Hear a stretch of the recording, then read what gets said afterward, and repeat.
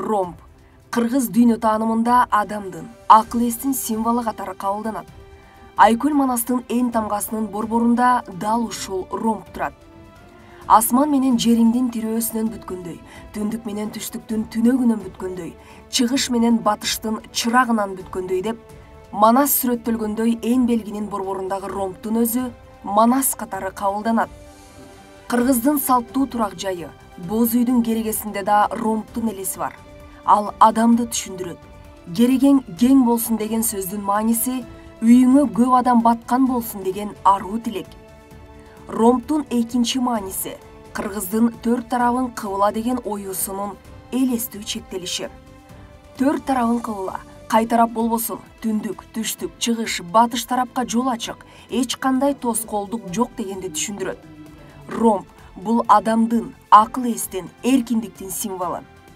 Көк түс Ата журт партиясынын түсү, империалдык күчтүн символу.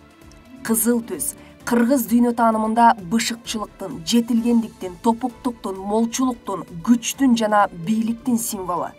Кызыл түс Кыргыз Республикасынын мамлекеттик желегинин түсү.